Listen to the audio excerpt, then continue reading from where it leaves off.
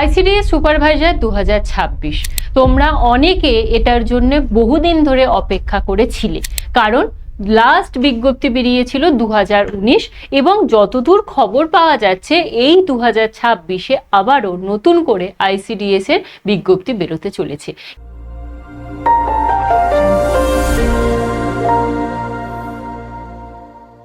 কেন বলছি যদি বলো তাহলে সেক্ষেত্রে বলবো, তোমরা জানো যে ডব্লিউবিপিএসসির ওয়েবসাইটে কিছুদিন আগেই আইসিডিএস এর লাস্ট যে নন জয়নিং ভ্যাকেন্সি সেটা প্রকাশ হয়েছে এবং সেখানে 330+ ক্যান্ডিডেট কিন্তু জয়েন করতে চলেছে।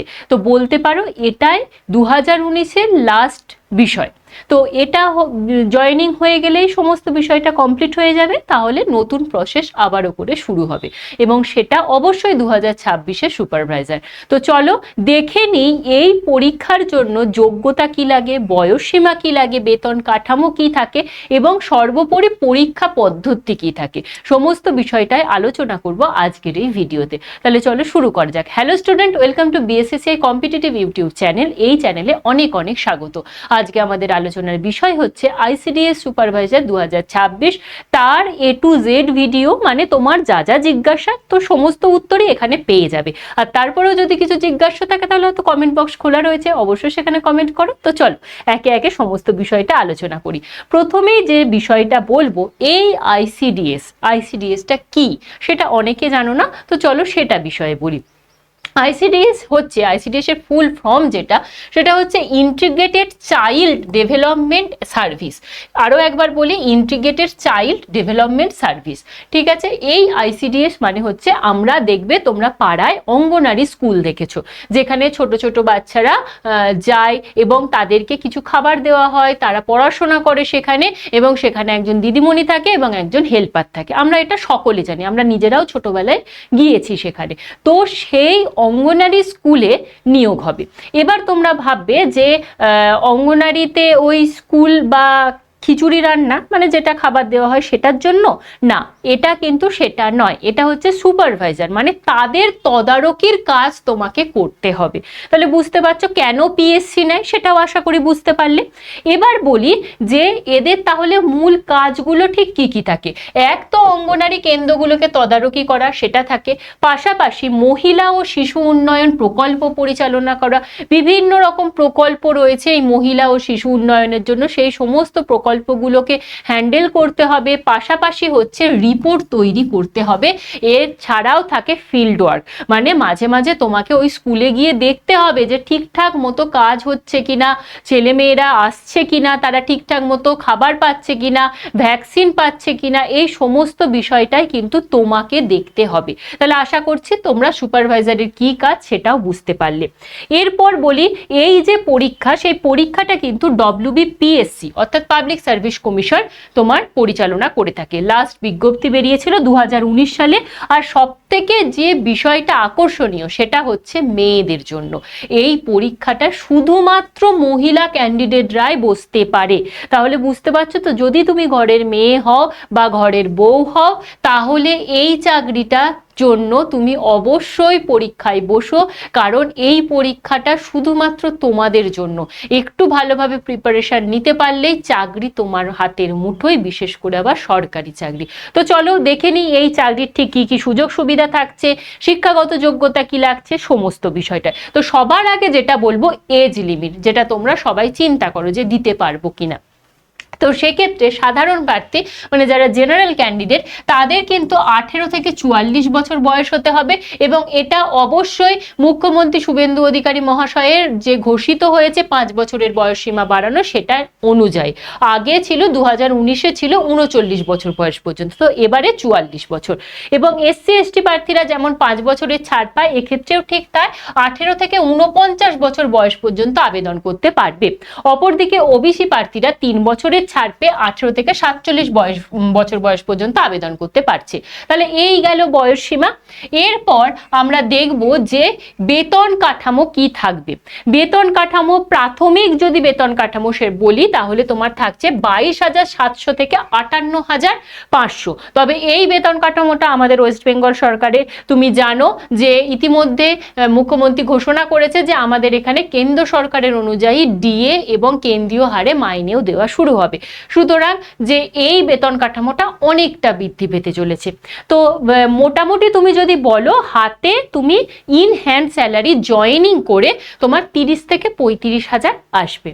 এছাড়াও তোমার মানে এই যে বিষয়টা বললাম তার সাথে ডিএ, এইচআরএ, মেডিকেল এগুলো তো থাকেই। তো চলো এরপরে আমরা দেখব যে শিক্ষাগত যোগ্যতা বা এডুকেশনাল কোয়ালিফিকেশন ঠিক কি কি লাগে।